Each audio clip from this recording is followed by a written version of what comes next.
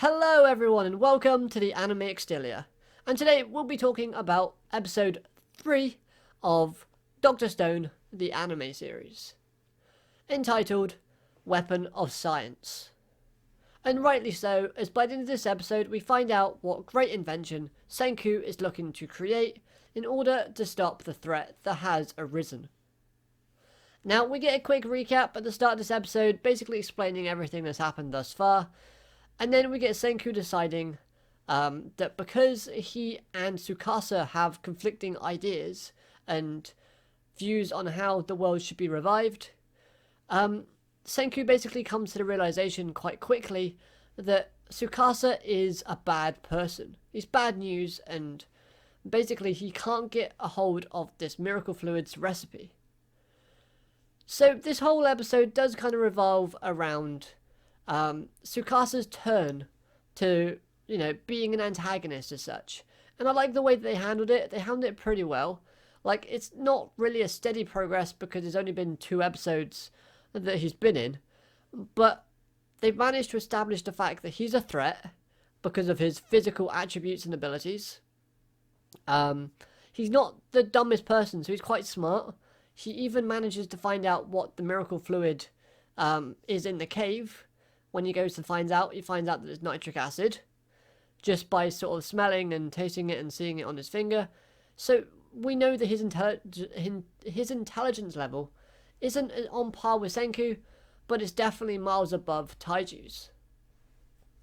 So then we get a bit of comedic scene at the very beginning with Taiju coming in and explaining they have enough fluid for Yuzuriha, which basically raises an eyebrow with Tsukasa saying, "What's miracle fluid?" And, Senku's idea of keeping it a secret is kind of out the water. So it becomes a mind game of trying to get it so that Senku and Taiju can basically find a way to get Tsukasa out of the picture, just being those two. Because, again, they know that he's a threat, and if he finds and gets a hold of the miracle fluid, then, there's no telling what damage he could cause. So we get this awesome intro before we actually get into the main bulk of the episode, and I really do enjoy it. The intro is by Burnout Syndromes, and the theme song is called Good Morning World. It's a really great song, and it has some amazing visuals to go with it, and shows us some very interesting characters that will be coming up shortly within this series. And if you read the manga, you know who these characters are, and even just looking at the visuals for these characters, you can already tell that they're going to be great. So then, like I said, the main focus was seeing how Tsukasa is becoming this antagonist. We see him destroying more statues in this episode, so it solidifies the fact that, he doesn't view life, as being sacred. He knows what he wants. He knows who he's going to bring back and knows that he should. So it's a lot different than obviously Senku's point where he's trying to bring back everybody. And we see this small confrontation between Tsukasa, Senku, Taiju, and a newly revived Yuzuriha. Because while Tsukasa is away, they revive Yuzuriha, and, it's a nice scene of her coming back to life with Taiju basically bowling his eyes out and remembering everything that he wanted to say from the past. Which, I can't remember if he did confess his feelings or not. I think they might have skipped over that. But anyway, let's move on. So, we see this display of crazy abilities from Tsukasa because we know that Taiju's a blockhead and, he's strong, he's built to last, as he says. But even Tsukasa manages to knock him down a peg.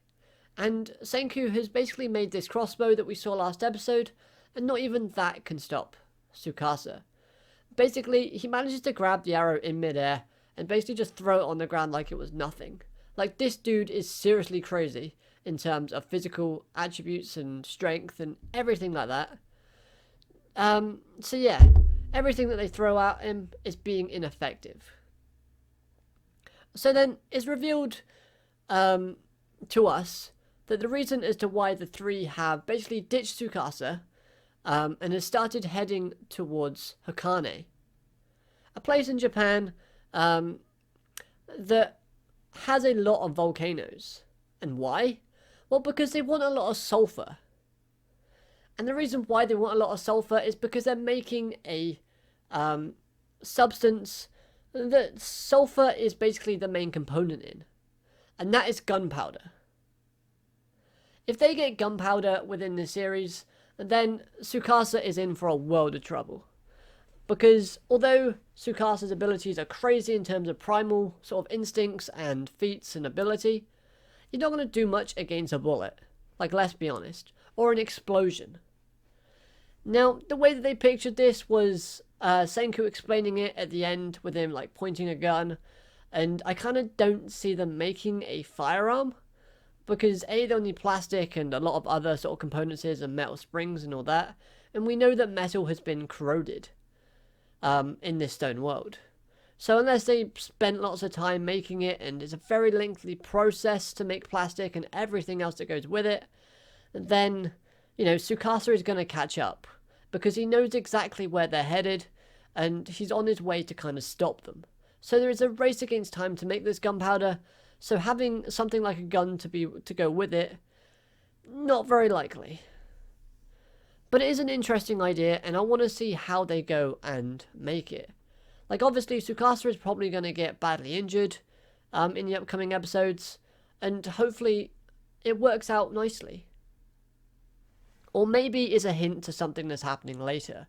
Now, honestly, I have read the manga myself, but it's been such a long time since I've read the beginning that I honestly do not remember. And if you guys do, then make sure you don't spoil it for people who don't read the manga, because it would be interesting to find out, you know, without knowing what happens. But honestly speaking, I think it's kind of like this thing where if they have it, they've won against Tsukasa. But I don't think Senku is going to be able to use it until much later on in the series. Simply because I reckon they're going to build Tsukasa up as being this antagonist that Senku has to overcome. Normally within anime, they kind of have the 3-episode rule, where the antagonist has shown himself for the most part. I know it's not, you know, repetitive for every anime, but I seem to think that, you know, they really should do that for Tsukasa to build him up more. They shouldn't end him straight away. So maybe something happens with the next confrontation between a lot of them, and Senku is forced to go somewhere else and go into hiding until he manages to make gunpowder that's usable against Tsukasa himself. That's just my thoughts, but hey, if you got any wacky crazy ideas, then let me know them in the comment section below. Get creative. So then the comedy in this episode, there's a fair amount within it, and it gets mostly delivered through Taiju's simpleness and his just interactions, or they come from Senku and his love for materials. Like, for example, when he found the Buddha statue, he was thinking about all that bronze that he could use for other sort of scientific, you know, makings as such. And it's just facial expressions were just great overall. I like the way they're animated, and they are over the top, but hey, it goes with his character, kind of. Now, another thing is the outfits they gave Yuzuriha is pretty good, but one quick question that comes to mind. Out of the 3, before Yuzuriha comes back, who makes these outfits? Because, you know, you got Senku. I don't really think Senku's one for fashion. Like, he looks stylish, like, don't get me wrong. His outfit's great. And he would have had to made his own. Taiju, I really can't see Taiju doing that. Tsukasa, probably, but again, I don't really see it. None of these 3 characters strike me as a fashion kind of guru or idol or anything like that. So how they managed to do it or design them, I don't know, but the designs are pretty cool. I'll give them that. And another thing, Yuzuriha's headpiece. What is it made out of? Because we understand that metal has been corroded in this stone world, so it doesn't exist anymore. Plastic, we would have thought would have melted. And bronze, like the Buddha statue in this episode, possibly is made out of that. But I don't know, maybe it's just like a part of her body now.